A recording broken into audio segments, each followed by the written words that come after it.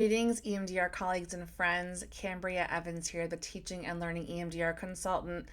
And y'all, all I can say today is holy Delta. Anyone else's brains feeling like oatmeal today? I have to admit, we had a lot of things to manage and kind of get overstimulated by last week at our house. We had our kids' first COVID exposure at camp. The camp shut down. We had them home. We had sticking, COVID tests up their little noses. It was not a fun week.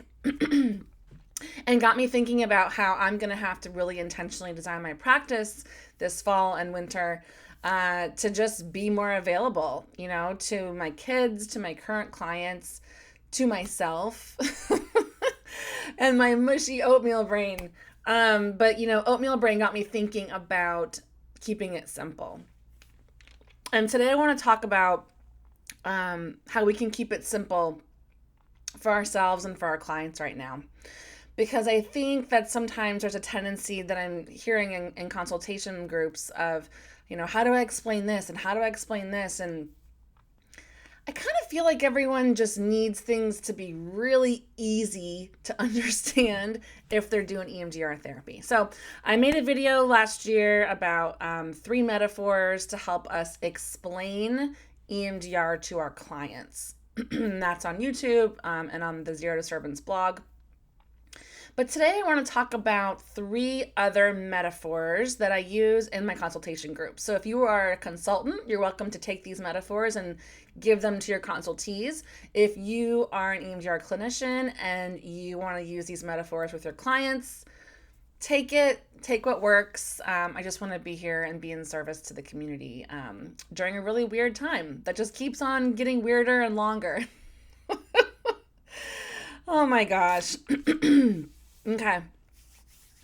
So the first metaphor or analogy I want to talk about is the seatbelt. And I love, as a teacher, as a therapist, as a parent, I love explaining things in metaphors and analogies because it just makes it more accessible and it just creates more buy-in. Like I can understand this other metaphor or analogy, and therefore I can drop into what we're doing easy peasy. So the seatbelt. Okay, y'all know buckling up in the car. It's the law. It's safe. It's responsible. It's what good parents do for their kids. It's what safe people choose to do.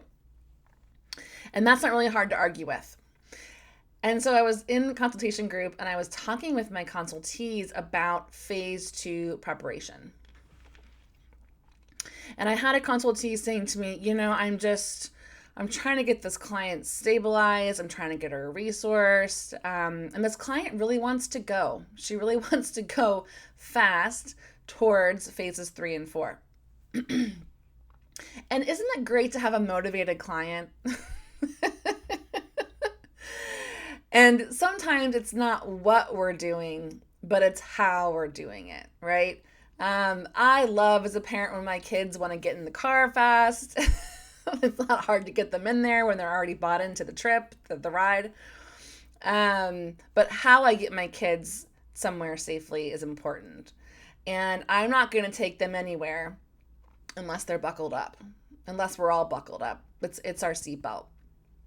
And so if you have a client who's feeling what we'll call motivated or / anxious to get to processing in phase 4, I would love for you to try the seatbelt metaphor, right? And you can just tell them phase 2 resourcing, and you really being able to internalize this and utilize these resources. This is our seatbelt. And I'm not driving you anywhere without a seatbelt on. And I think this language is loving. It's assertive, and you don't have to get into like phase 2 and phase 3 and neuroscience in the brain, because I just don't think a lot of our clients are there right now to take that in. Maybe they are. Maybe they love that and that's comforting for them. But I would invite you to try this first, and if there's more questions, obviously offer those up later. Okay. The second metaphor or analogy that you might want to try. This is the lighthouse, okay? Y'all know what a lighthouse is, right? It's this like beautiful structure on the ocean that has a light, right? And it's kind of like helping the ships or other figures like know where it is and know where it is in relation to that figure, right? It's kind of like a post or a guide. So for the lighthouse, this is really helpful to bring up when we are customizing resources for clients. So I had a consultation this morning actually with an individual in my EMDR moms group. And she was saying, I tried to do the complex exercise with this client and it didn't work. It didn't work because she was calm and she was in it. And then all these negative beliefs came up, right? Sound familiar? All these negative beliefs came up around, I don't deserve to be calm and relaxed. I'm not worthy of this. And I said, okay. I said, do you think it's not working, but it's working for you, right? Because you're getting clinical data that is pure gold. Pure gold. You're already getting data about affirming phase 1, what you learned, and then getting data to inform phases 3 and 4. Beautiful. When we have a negative cognition come up in phase 2 and it interrupts our resourcing exercise, we want to think about, okay, this resource didn't work for this client, but this client is showing me a negative belief. So what do I need to do? I need to make a lighthouse, right? I need to think of a positive cognition that is opposite to this negative belief coming up in resourcing, right? So maybe I don't deserve, or I'm not worthy to, I am worthy, I do deserve. And I need to think about what customizable resources I can make with this client, right? Because if this clinical theme is so strong, it's coming up in complex, you can bet the farm it's going to be coming up in phases 3 and 4, right? So the lighthouse is a customizable resource that's going to help us get to that place. Make sense? Because I would bet that this client's target when they go to process is going to be something around deserving or worth or enoughness, right? So if something happens in phase 2 and it's not working, like they're not doing the container right, they're not doing the complex right, stop. Notice what negative beliefs, if any, are coming up. Notice the positive cognition, right, that goes with that negative belief, and do some customized resource development installation around that positive cognition. That's the lighthouse. This is the lighthouse that's going to guide us all through the EMDR process. Okay? This positive cognition clinical theme is our guide. It's our light. Okay? I think that's kind of beautiful. Gorgeous. Let's move on to the third one. So maybe I chose this one because it's summer and I've been swimming a lot with my kids. But I use this metaphor of a pool. So when do we use this? Well, we use this in phases 3 and 4. And here's an example. I have a client and he is working through some history of assault. And we meet in session and he's just like avoiding, don't want to go there, don't want to, like, it's just too much, right? It's the deep end of the pool. Okay. So I said to him the other day, I said, you don't want to go in the deep end of the pool with me right now. And I get that because we've never been swimming together, right? So we're just kind of hanging out by the pool right now, looking at the deep end, but I'm getting the sense you don't want to go in yet with me. And he was like, that's right. I don't. A part of me does, a part of me doesn't. Okay. I said, okay. We did some parts work around that. And I said, what about if we figured out what target we could start with?